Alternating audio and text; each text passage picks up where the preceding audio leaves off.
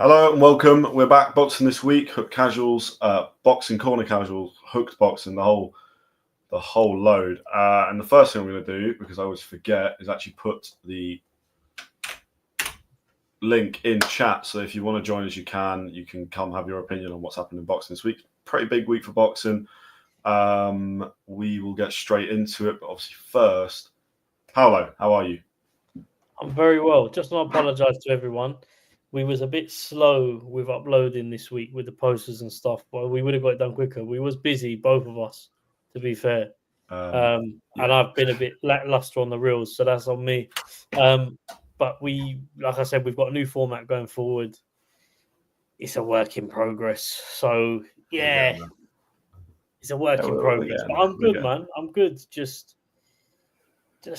yeah, man. Usual for me, man. Usual, same old, man. Sad and good times. Boxing was interesting. I'm sure we'll get into it shortly. I'm actually going to leave this until we speak about it because I'm going to let you guess. But I actually thought there was two deflated events on the weekend. But yeah, interesting. Two. I mean, there was one massively, but we'll get to. We will get to that. So first of all, just do a little, as per usual, quickly round up the slightly smaller stories of the week. Really, there's only three. Tommy Fury is returning against Darren Till. They had a press conference. It was quite entertaining, as all Misfit sons are. We are hoping that we can go in January and do some media work with Misfits or for Misfits. Well, with Misfits makes more sense, actually, not really for them. But the hooked casuals. Hooked casuals will be there interviewing people and hopefully not getting kicked in the head, but depends because we'll ask anything. Yeah, that was a good press conference, but they always are. They're always entertaining. Then we've got Natasha Jonas is returning, defending her titles against Habazin. I've never watched Habazin. I have no idea if that's competitive or not. I will find out before the fight. Get me Lauren Price and Jonas, man. Lauren Price is on the undercard, so they're clearly building something up there. And she's fighting Matthias, who, again, I don't know anything about, but we will watch that before the fight happens and we'll have some understanding. You've also got Vidal Riley finally returning because he's had a bit of an injury layoff and all sorts. So he's actually back now. And he is fighting, which is good because we were getting a bit worried about him. Just a bit worried. On the other side, in the cruiserweight division, which has obviously got a lot to talk about this week, is Jay Opataya is returning. He's defending his titles against Sin Cara. Not a Riyadh season card, which is slightly surprising because he's been on his last three fights have all been on Riyadh season. But just something to keep him ticking over. It's another one where the IBF have ordered something that doesn't really make a lot of sense. It made sense for him, though. Does it? It's in Australia. Oh, true. So I guess some form of homecoming fight. Every fighter's got to have it at some point, man. He's having his really early on, but to be fair, what they're building in Australia in terms of the boxing scene over there is getting quite big now. Especially because they have the mix of the New Zealand fighters and the Australian fighters fighting a lot. True. All the time. It should be a good event. They've also just signed Matchroom just signed George Kambosos Jr. So I imagine he'll co-main the event. I think that was he top ranked before? He was, yeah. So he's come over. He's now Matchroom. Obviously beat Teofimo Lopez and has since fought Haney twice, Lomachenko once. He's got probably, in terms of who he's actually fought, he's got one of the best records going. But I like Kambosos Jr. because I just think he's involved in every he's always there. He's always there. And he's got a lot of heart, a lot of determination. And he's not afraid to lose, which I can't say the same for a lot of boxers. I'm not pointing any fingers there, but a lot of people are, I wouldn't say afraid, but like they're very protective of their Yeah. And Kambosos puts himself in really open fights, 50-50. So, yeah. No, he's good. He's like I say, he's probably got one of the best resumes at 135 pounds in terms of who he's fought. Beat Teofimo Lopez. He's been unified. Great fighter. I imagine he'll be on the co-main event of that. And that's really all there is. There's been a couple signings Queensbury have announced, a few, but they are not even made their debuts yet, so there's nothing massively of note. So we'll just sort of leave that to one side. Let's just get straight to the shit show that is Mike Tyson versus Jake Paul. That's what people want to hear, isn't it? Yeah, Sad, isn't it? I mean, we probably gave the worst, or maybe depends how you look at it. No, worst. I think the live was good. I just think our enthusiasm for it was low. No, the live stream was good fun actually, and I was here. I did pretty much the whole event. I woke up for Jake Paul and Tyson. It's mental. I was actually, do you know what? That makes me sound like a proper casual. I didn't even want to watch it. Can I be honest with you lot? Yeah, no, you've been saying that for I months. wanted to watch Katie Taylor and Serrano, but I didn't wake up in time. Yeah, I woke up as it was finishing. Yeah, Katie Taylor and Serrano are getting their own separate tab here because they deserve it. I'm not even going to bother with the undercard. Bruce Carrington. So just for a little sum up, Bruce Carrington looked good, but he should have done. It was a competitive fight, but like Carrington was always expected to win that relatively easy, and he did his job. Shadesha Green won the WBC super middleweight title. Good job. Again, not the most competitive fight. Whindersson Nunes versus I can't remember his name. I can't remember his name. So a guy who was 19-4. So Whindersson Nunes, who is not a professional boxer, and by the way sucks. I think he's a YouTuber, Whindersson Nunes. I'd never heard of him before, but whatever. Doesn't really matter. He was rubbish. That fight was just dreadful. Barrios versus Abel Ramos was really good. Give that all the credit in the world. Great fight. Both men put each other down. Went to a draw. Barrios won't beat Conor Benn and he won't beat Jaron Ellis. So if Conor Benn wants a world title, that's the way to go.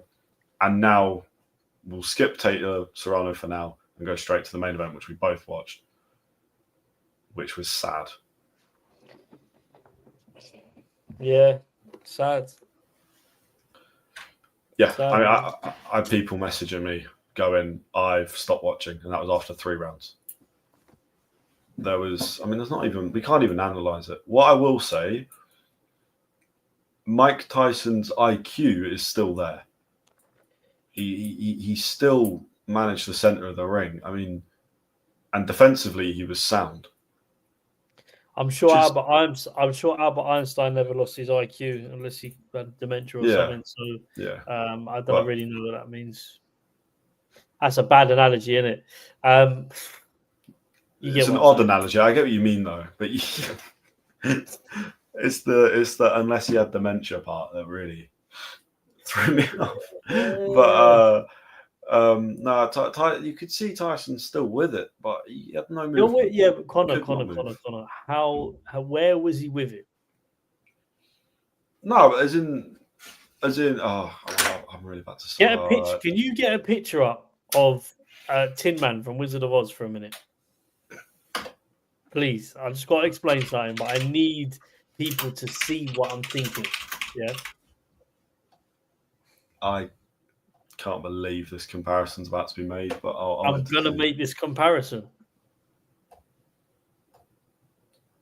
Yeah.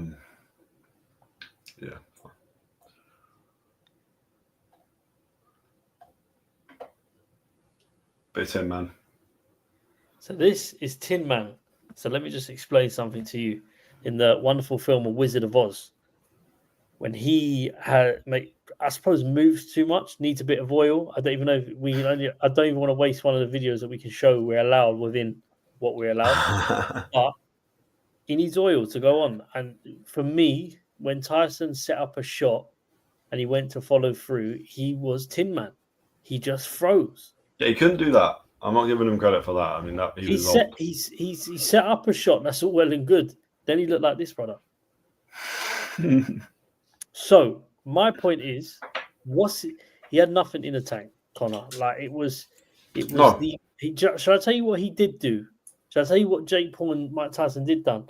They fooled the public, because if you thought that at any point that was going to be a good fight, that was crazy. Find God.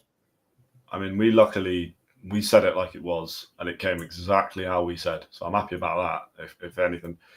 My point was more, Jake Paul's rubbish, by the way. The Eddie Hearn calling him average is really complimentary. Yeah. He couldn't land on a Jake guy that Paul, did not move. He was limping to his corner. Jake Paul could never ever fight for a world title. Could never ever fight anyone in the top 20 because he's not even there. Yeah. And he could never ever fight somebody his age, his weight, his size, who's active. He won't do it for two reasons, yeah? Jake Paul's an unreal businessman. The money he commands is 95%, whether people like it or not, of what most boxers dream of. He'll do a boxing match and potentially probably earn more money than Alexander Usyk would to box in certain fights. Yep. It's just the way it is. Yeah. I said this to October Red the other day. She put a wicked post up about. She just put a. It wasn't like weak amazed, but it was like she put a post up about. I think it was about the something to do with Tyson and Jake Paul, and obviously Beterbiev has called out Jake Paul. Daniel Dubois has called out Jake Paul, and she put something up, and I commented it anyway, and I said. No one for a second should ever take his boxing record seriously because he's joking when it comes to the boxing thing. Within their respective sports, the MMA fighters, cool. Nate Diaz, animal. All of these people, animals within their respective sport. But in boxing, they're novices at best. Well, let's get the average age up, right, of the people he's fought and beat. It's crazy. And then their backgrounds, right? Like, we'll give him a bit of time. Realistically, the fight that I want to talk about is Taylor-Serrano, which is the fight like that. But people were interested in Jake Paul, and it's understandable. The guy is a massive name. I go to work and it's Anthony Joshua fight week. Anthony Joshua gets mentioned. It's Jake Paul fight week. Jake Paul gets mentioned more, which is the crazy part. But hold on. Because I saw one thing that I really liked. I'll just go on box rec because I think that's probably easier. So his first opponent is Ali Isongib, which is the YouTuber. Do you know what? Fine, it's the first fight. He's rubbish. They're both rubbish, but Ali Isongib, that's the guy that's fighting on Misfits, isn't it? Yeah, he is. He's fighting. Look. Within the YouTube thing, I think these guys are. Do you know what? Yeah, I'm going to say something now. To not say that they're not adding any value to boxing would be that's a whole wrong. Thing. Yeah, because I do think what they've created over there is sick. So different aspects, different element of it. Yeah. There is another fighter that gets out of his box and wants to fight professionals, and I think I'm going to use, in the words of the wonderful man Roy Keane, just relax, lads. Just relax. Yeah. Oh, Roy Keane's a funny bastard. But yeah, the value added to Misfits and everything else in terms of the boxing, I think it's brought new fans to the sport. It's not for everyone. I'm not the biggest fan of the events because I don't watch a lot of YouTube boxing. I watch boxing. Yeah. I'm not completely shut to the idea that they don't have a place in the world. It's just in another universe away from boxing. Do you know what it is? It's WWE. It's like that. It's the boxing version of WWE. Hang on one sec, Connor. Carry on. That's right. So, there we go. Right. Jake Paul boxing record. Right. All opponents and fight results so far.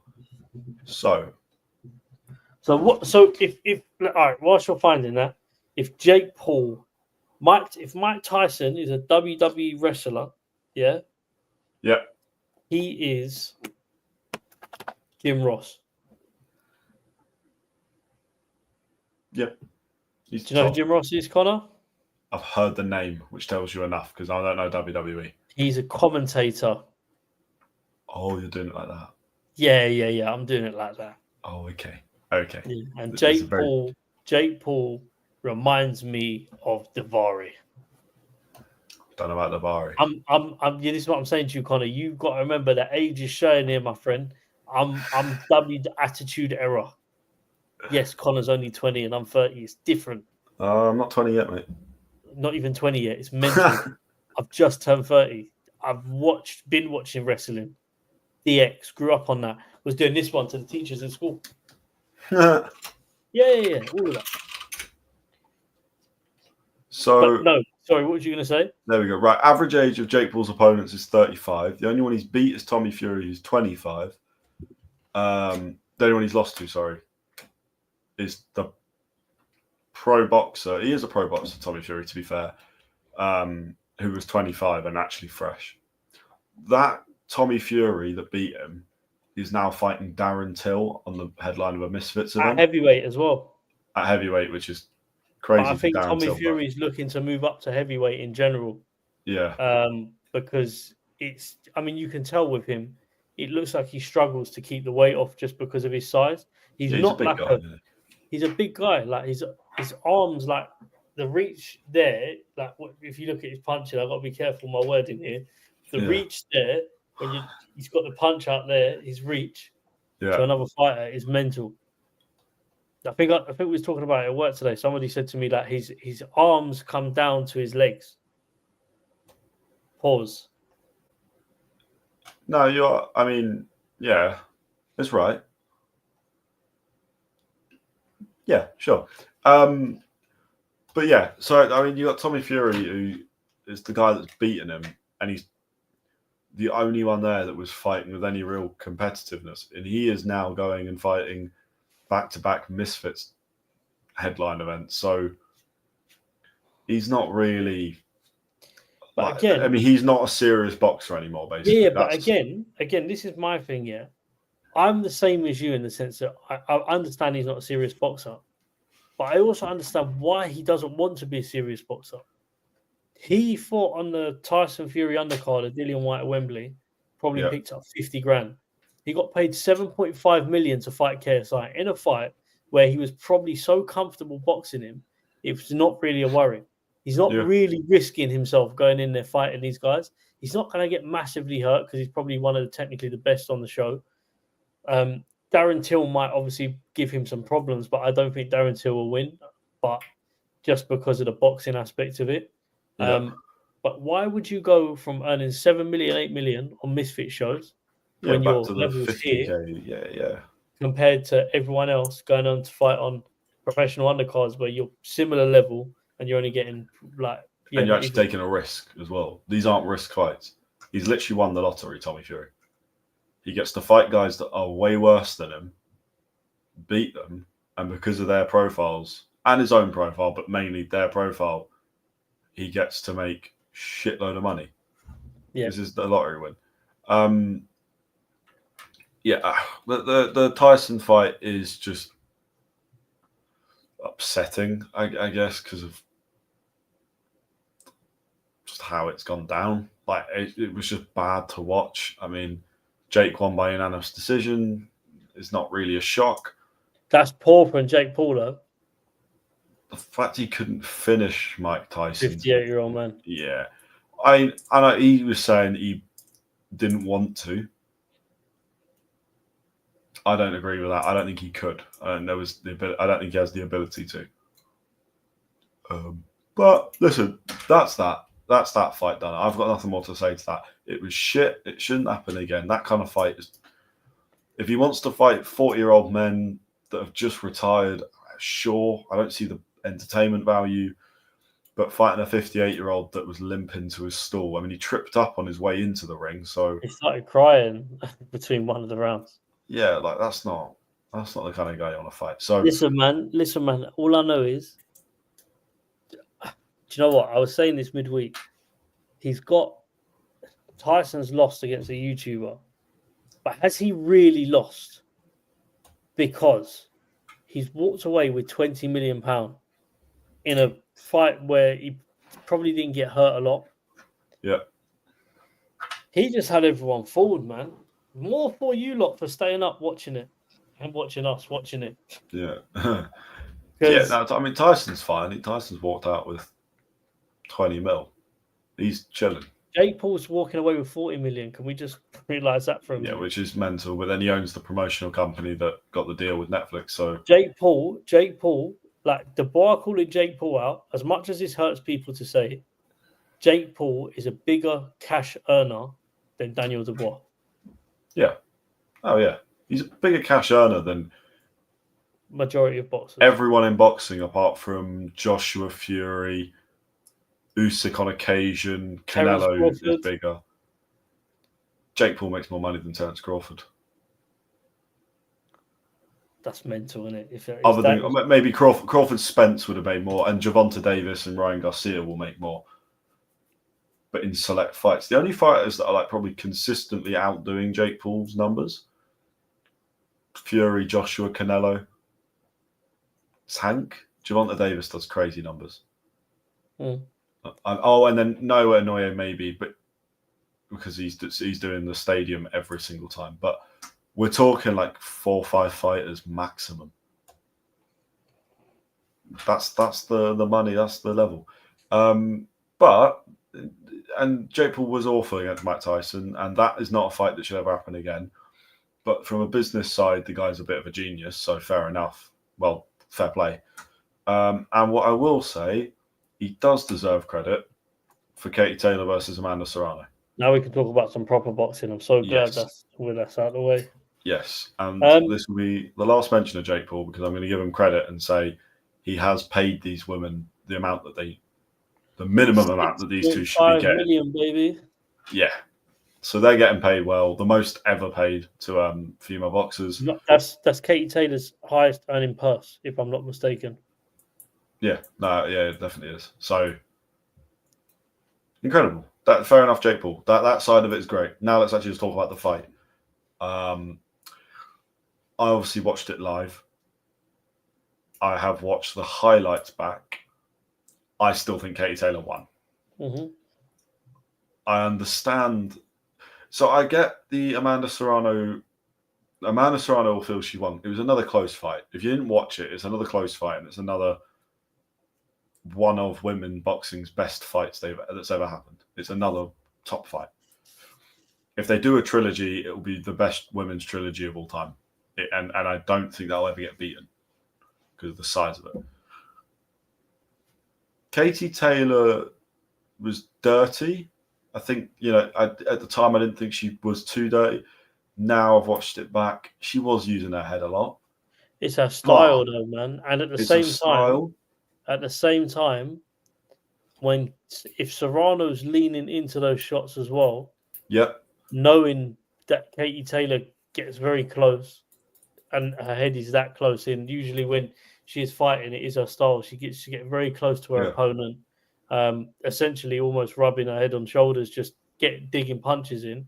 If Amanda Serrano chooses then to lower her head or go into it, then at the same time, as I get it, she headbutted Serrano, but Serrano, I felt, was also kind of putting herself in the way of those shots, in the way of Katie Taylor's head.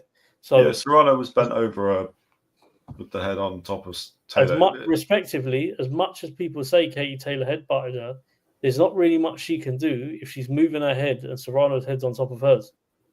Then she's got to take some fault for that. Yeah.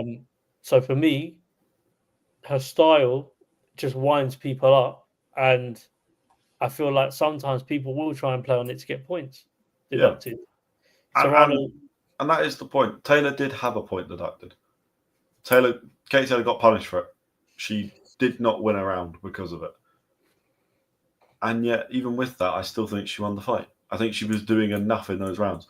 Commentary, by the way, on that fight, I mentioned it live, we'll mention it again now, was some of the worst commentary I have ever heard. It was, we said about Elizoro, Chev Clark, it was that level of just one-sided, not giving the other person any Katie Taylor was doing some good work. So was Serrano. But Katie Taylor would land a 5-punch combination. Serrano would land a short left hook, and the commentators go, "That was amazing from Serrano." Did you not see what Katie Taylor's just done? It was amazing from Serrano, but it was amazing from both women. That's what made the fight great.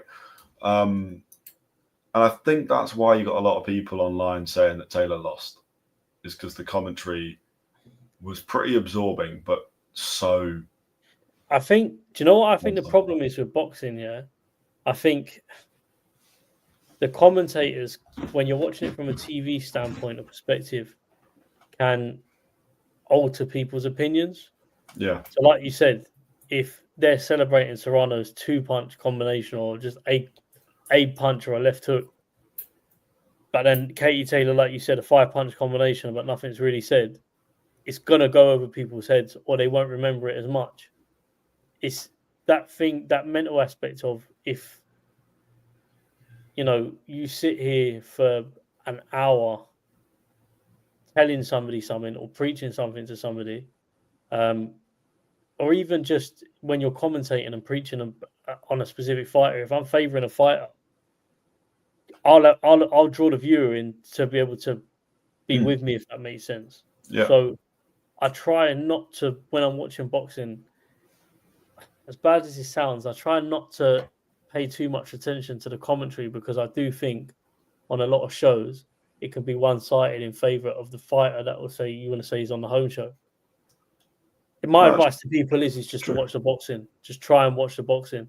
Yeah. That's why you see, like with the Olympics and like all these sorts of things, the boxing there is you really properly get to enjoy it, because I don't feel there's biased commentary on it.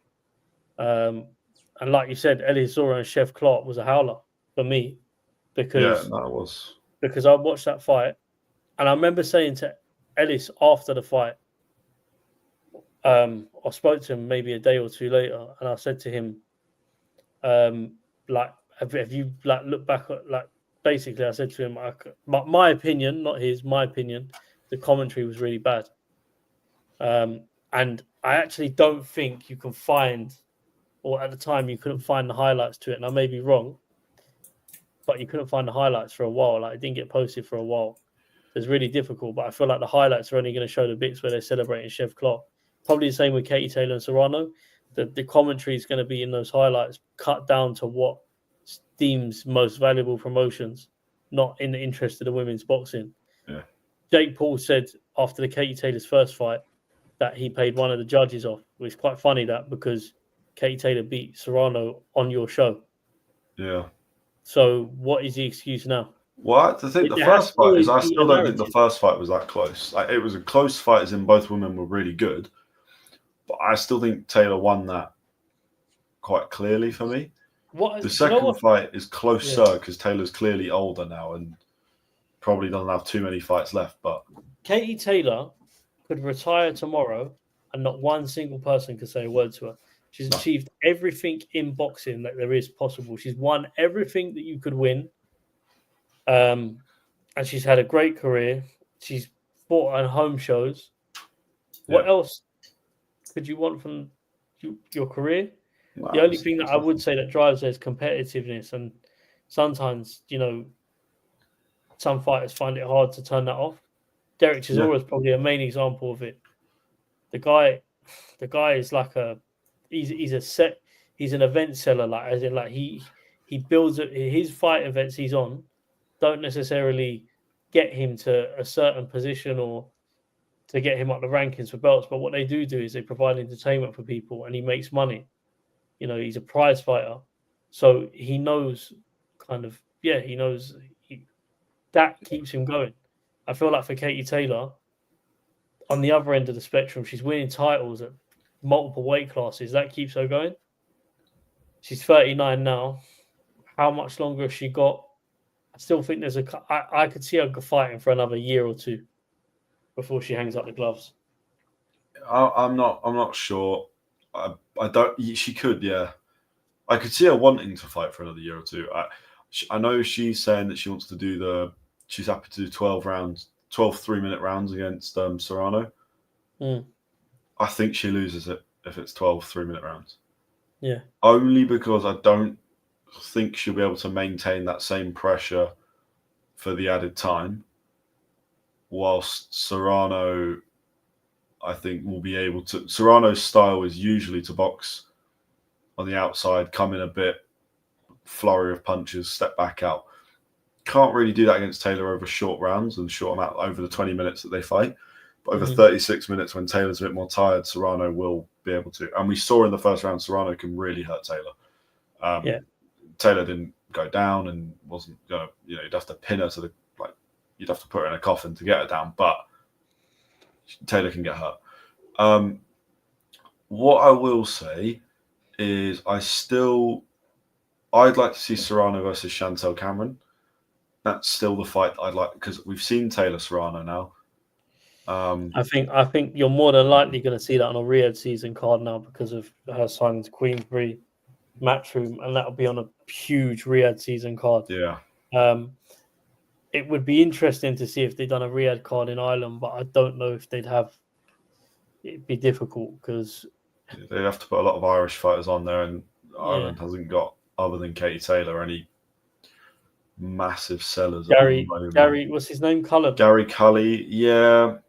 Cully's good. He sells tickets, but I don't know if he's Riyadh season good. I don't know if they'd want him on. He's not quite entertaining enough, but listen, you never know, because Katie Taylor will do Croke Park. And Ireland like their boxing. You don't have to just put Irish fighters on there. You could do you could stick anyone on the undercard as long as they're well, it doesn't even matter. There's good enough. There's a good level of. There's a good amount of Irish fighters, so there's potential there. I want to see Katie Taylor retire, but I kind of wanted to see that before the fight. I'm happy she won. Very happy she won. Not really sure what's next for her, but we'll see. Serrano has still got a lot in her and can just keep going. That's clear. And that's kind of the Mike Tyson Jake Paul event covered, which means we now move to Saturday. Stinky fight. I haven't even watched it. I'll be honest with you. Great fight. I watched the fight in terms of war. Stinky event. Yeah, I was really, really surprised. A massive fight like that. Who, by the way, the Billam-Smith Zurdo fight itself was a war. I just think the event didn't do it justice. They were fighting in it weren't packed out at all. No. It looked like a smaller version of Wembley Arena. Okay. When they cut off half of the arena for the boxing because they don't do the full amount. Yeah. And just no atmosphere. It was dead. And I'm very rarely do I say that, by the way. But even I was like, fucking hell. Do you know what I mean? Yeah. No, real talk. Bro, it just, I'm so disappointed that the event itself, why it was so poor. I don't think it was a boxer-led card. I think obviously they had their boxer fighter on the card. It was more Golden Boy, more, yeah. Poor. Poor. If I paid box office to sit there and watch it because I had to go back and watch the fight in full. If I had to go back and watch the fight in full, so I watched the full fight back because I didn't get a chance to watch it live. But if I'd sat there and paid box office for it, I would have been fuming. Yeah, I don't even know if that was on box office. I'll be so honest with you. I don't think it was pay-per-view, but yeah. Yes. So if it was just on Sky Sports, then like I said to you, poor event. But the fight itself, Zurdo, I think, done enough to win. Really, Billam-Smith had, again, heart. Everything that we talk about with Billam-Smith and what he offers and what he gives to boxing. Yeah. You put all of it in the ring. I don't think he could have done any more. Zurdo was just better than him. Yeah. And he come up the lighter fighter as well, obviously fighting Billam-Smith, because he's not naturally a cruiserweight. He's not, but he is massive. So, yeah. Although they were pretty much weighing the same. Yeah. On the actual weigh-ins wise, they actually weighed exactly the same. But the point of it, he was light heavyweight not that long ago.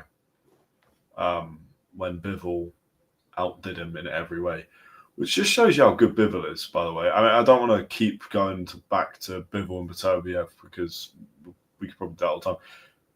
Bivol beat that guy, and that guy's a monster. He's huge. And Bivol made it look pretty easy. So he's now 46-1, or 47-1 now after the weekend, and he's now World Cruiserweight Champion. Billam-Smith apparently is already looking to be lined up for the WBC title. So he's actually come out of this all right. And if that's true, 2-time Cruiserweight World Champion, that's a pretty incredible thing for Billam-Smith. I mean, and you'll get another opportunity after that. And it doesn't look like he's got no intention of retiring, which is good, because Britain really needs British fighters right now are a bit down. Our stock is not up. We're the women are carrying heavily. Joshua's no, we got Daniel Dubois, man. We've got Daniel Dubois. Cruiserweights, we've now got no one. What? Super middle, light heavyweight, we've got a lot, but they're not going to win a world title. Listen, man. The top two. Listen, man. Don't worry about that. We got the cruiserweights there, man. We got them. They're there. They're just. They need their opportunity. We got the Isaac Chamberlains. We got. True. Listen, you got to put Chev Clark in there because he's coming up. These are Chev Clark's a promising cruiserweight. No, don't get me wrong. We got loads of great fighters. I always feel any of them like touching Ellis the top guys in the division. Ellis will get thrown into a good fight. Ellis has a podcast now, by the way. Does he? Mm-hmm. That's good. Yeah, I'll give that a listen to. Yeah. That'd be interesting. Actually, be interesting to see how he talks about. Yeah. But I don't think enough people in his position are doing that now. Vidal Riley, maybe. Well. Obviously, Vidal's another cruiserweight who. Yeah, he's a huge name. He just needs to not get injured, and then he'll be brilliant. But I wouldn't. Do you know what it is? You can more say it's a quiet period, just because of the way the cruiserweight division's sitting. But to be honest with you, like Jay Opatea will beat Zurdo for me comfortably. One thing I did notice when I was watching Billam-Smith and Zurdo, obviously soaked up a lot of damage for Billam-Smith was most successful coming in on the inside against Zurdo. When he was at range, he struggled.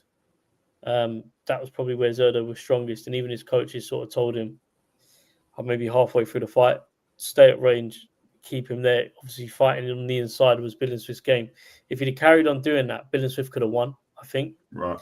Just because he put Zurdo in trouble a couple of times.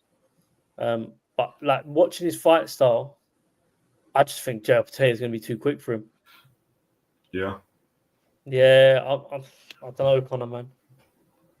Be interesting. I'm still like Jay Opatea is still he's almost unknown to me because we know he's brilliant because the way he beat Breedis both times. To beat Breedis, you have to be brilliant. But he's also then fought John Thompson, who kind of got thrown in the deep end. Ellis Zora got thrown in massively in the deep end. Not to say these guys didn't deserve their opportunities, but Ellis Zora got thrown in on the first Riyadh card, second Riyadh card, one of the first. Do you know what, though? Against the best cruiserweight, like. And I'll hold my hands up if I am, or Ellis can correct me, but I'm pretty sure Ellis decided to take that fight at a time when no one wanted to fight Jay Opatea. Yeah, of course. I mean, there seems to be a lot of that with Jay Opatea. With Thompson as well. Like, these guys didn't want to fight. There wasn't many guys that wanted to fight. Obviously, Jack Massey's now fought Opatea as well. That's another cruiserweight who I think's good. Yeah, Jack Massey's great. But if we're looking at those three, there's a massive part of it that the people are avoiding Jay Opatea. Like, Billam-Smith wanted to time it and fight him at the right moment. Billam-Smith's not a duck. He fought Gilberto Ramirez. I mean, that's not ducking. But Billam-Smith still wanted to do it at the right time. The other champions at cruiserweight are all just a bit. I mean, I can't pronounce the names, so I'm not going to. But we don't know what they're doing. So you can understand why we end up with John Thompson, Ellis Zurdo, and Jack Massey.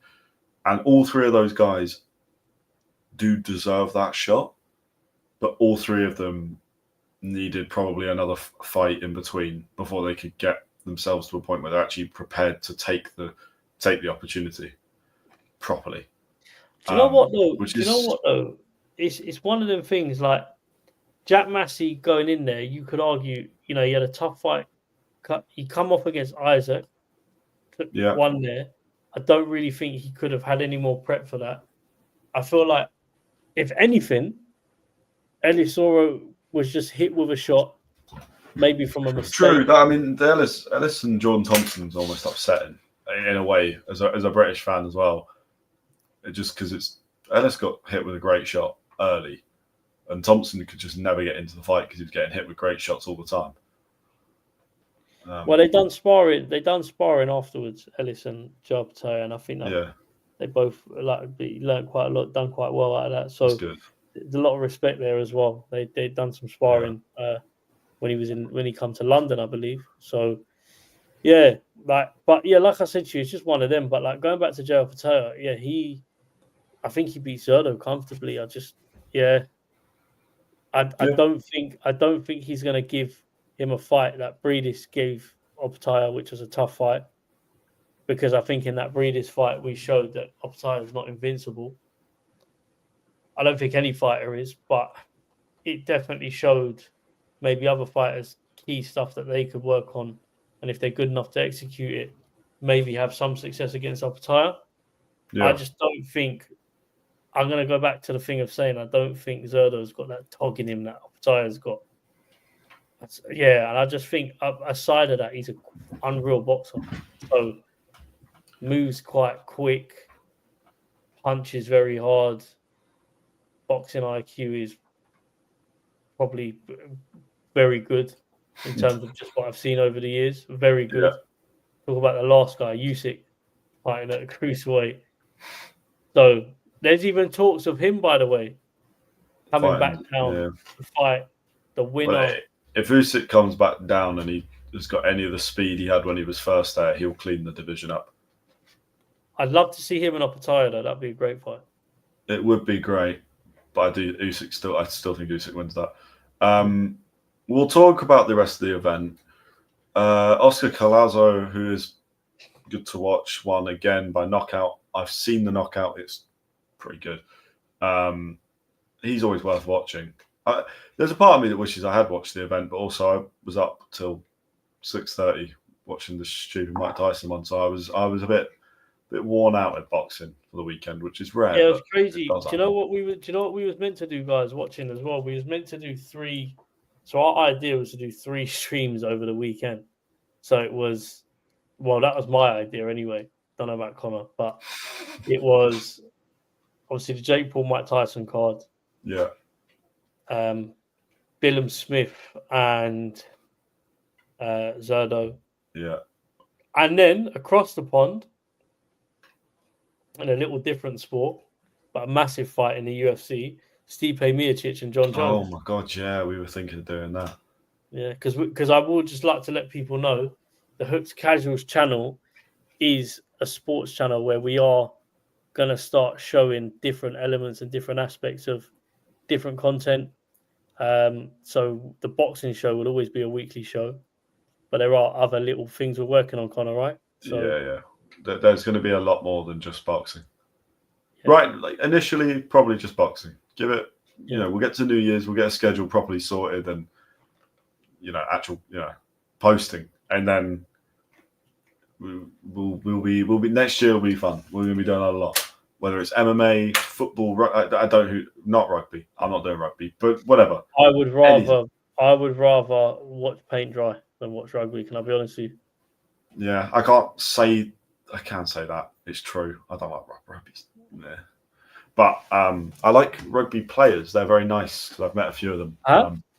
Rugby players are nice guys. Don't do that. Don't do that. That's a pause, man. It's not a pause. It's a play. Carry on. No. What do you mean? We'll let the public decide. How about that? No, don't let the public decide. The public always judge you, man. Go on. I'm moving on from that. Put casuals, just subscribe. It's going to be great. Jose Ramirez lost to Arnold Barboza Jr. I haven't watched that. I've been told it was pretty average, that fight. Yeah. And Golden Williams Boy Zepeda. card, it's stinky, to be honest. But yeah, that's just my opinion. Williams Zepeda won against Tevin Farmer, but he did get knocked down, and I'm slightly concerned that he would not actually beat any of the top guys, which I've been saying he would for a while now. Conor, if you lot didn't know, Williams Zepeda's Conor's boy.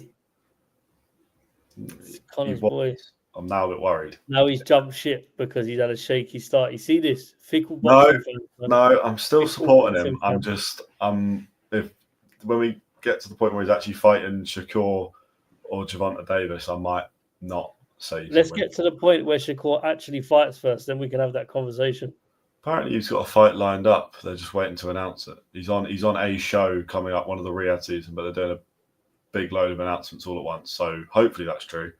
But I actually don't know that. I can't even remember where I got that information from, so it might be bullshit. So and then Oscar Duarte fought and won as well, and he's called up Devin Haney. Devin Haney. Oh, that's news. Ryan Garcia is fighting in Japan in an exhibition fight. Yeah, he's fighting in an exhibition against the guy that fought Floyd. Or Manny Pacquiao. He fought Manny Pacquiao, yeah. Kickboxing guy, I think. Manny Pacquiao. Yeah, I'm losing track of these exhibitions. There's too many. There's too many. But they just make money, don't they? I mean, that's, I guess, okay. That's the name of the game now, man. Yeah. But, Chris Billam-Smith, if he's going to get the WBC fight next, that'd be amazing. Just for himself. He's got lots left to give it that he can give to the sport. I saw a thing. One of Britain's best ever cruiserweights is Chris Billam-Smith. Which I'm not personally saying that. That's just, I've seen that. And then I went and tried to think. That kind of makes sense, right? David Haye, Tony Bellew, Johnny Nelson. Before Johnny Nelson, there's not too many that come to mind. Unless I'm being stupid and missing them out, but... Do you know what? I don't like these bikini stats, man. One of. Saying that, though, he's earned his dues to be in a conversation just because of what he's done and the title defenses. If he goes and wins a WBC title, then... yeah, boy, you have to put him up there, really. That's a... if he's not up there already, do you know what I mean? But then... What would you say David Haye's the best cruiserweight we've ever had? I would... I'm going to say so. I think you have to. I think Tony Bellew's beating David Haye is... I think Tony Bellew said it himself. But David Haye you wouldn't touch. Yeah. Obviously, you got to remember when Tony Bellew fought David Haye, it's like David Haye come back. Remember when he done that random fight on Channel 5? Yeah. And then from there... a weird point in his career, wasn't it? And then had the two fights with Bellew, but they were heavyweight, innit? So it's a difficult one. Like he fought a shot David Haye. Sometimes you just can't beat time, innit? Yeah. But David Haye at cruiserweight was ridiculous. David Haye at heavyweight was ridiculous. But cruiserweight, he was a problem. Like, I think if you put him in the current heavyweight crop now, I don't think most boxers would get near him in this current cruiserweight division.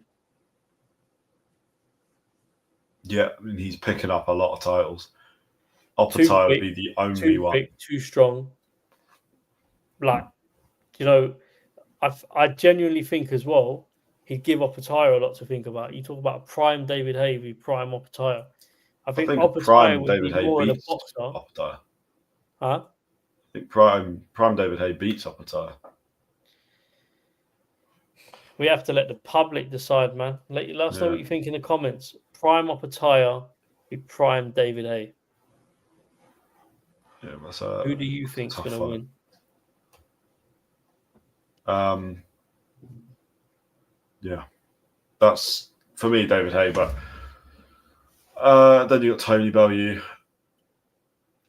Johnny Nelson, Chris Billam-Smith, and I can't really think of too many more that come to mind. So Carl Thompson, maybe. He beat David Hay, didn't he? So he's got to be up there. But anyway, not the point. Billam-Smith is up there, which is kind of incredible. And if he wins another title at Cruiser, he's kind of putting himself in there as 1 and 2.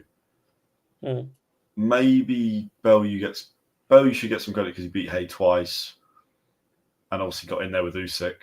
He did get his shit rocked against Usyk, but he got in there.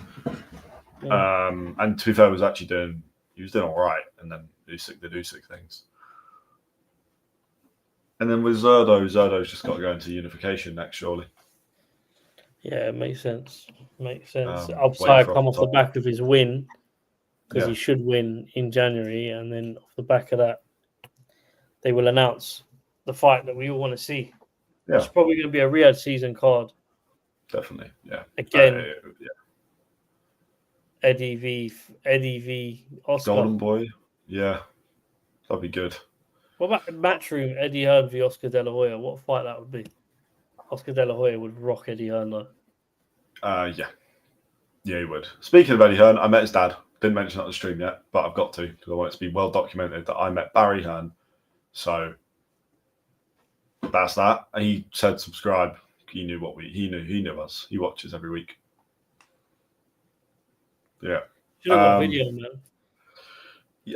Yeah, it was quite formal. I couldn't really, you weren't really allowed, you could get your phone out, but I feel like you had to be one of the rich people there to get your phone out. I'm junior, so I thought I'll just be, but I've got a photo. So that's up on the socials, which is another excuse to go and follow the socials. Follow obviously our individual stuff, but mainly Hooked Casuals. If you're not already, then do it. And they will be active from after this stream onwards. They are officially active. They're not doing stupid no posting anymore. Genuinely active. If they're not, you can I don't know, hate comment or no, don't do that. I don't know. Just whatever. Yeah. I don't know. I'm rambling a bit. You know I kind of lost my thought. You know what though? That is kind of where we're at with the boxing this week. What we've got coming up. So this thing next week we've got very little. There is a fight so there was a fight today in Japan for I think the Japanese Asian Pacific title, something that I wanted to watch because I've heard good things about one of the guys. Can't remember his name, but I've heard good things. Didn't watch it. Don't know who won. On Saturday we have very little of interest. I'll get it open. There's not a lot going on, I'll be honest, but we do have a lot going on from the week. What are you on about? We have only got a big fight on this week. No, sorry, this is the week afterwards. Edwards and your fight. Yeah, we're on the 23rd. We've got nada. We've got nothing. Eubanks fighting Erdogan on the 22nd in Newcastle. Okay. Eubank, not Eubank Jr. Eubanks, Harlem Eubank. Yeah, his cousin. Other than that, it's not looking. It's not, as in the words of Castillo, it's not looking good, bruv. Not looking good, bruv. I think quiet week, undercard of. Yeah, like I said to you, we'll talk about that next week. But quiet week of boxing. Don't really know. Yeah. I'll tell you what there is. There's an overtime card. What we're going to do next week? We're going to come up with a fun episode. Yeah. We'll come up with a fun concept for next week. Bit of a filler because we need it. And then we're straight back to it with Galawia fights Sonny Edwards. Then we've got Liam Paro, Richardson Hitchens. We do a live for your fight and Edwards. Yes, definitely. I will be there for the main event no matter what. Should be there for the whole event, dependent on the day because it's my dad's birthday, so I've got to go meet him. But either way, we will be there for the main event. So a live will be going on. That is boxing this week. Next week we'll do a bit of a special episode just because there's not a lot going on. Obviously, we'll give you the news and everything like that, but there's not a lot going on. So we'll, think of some games or fantasy fights is always a good one. We'll think of something. And in the meantime, I think that's everything. So thank you for watching. Make sure you're subscribed as per. Hooked Casuals is the key one now.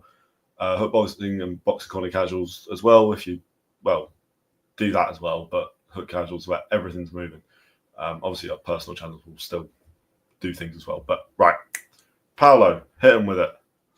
Listen, man, like, share, subscribe. Make sure you're following us.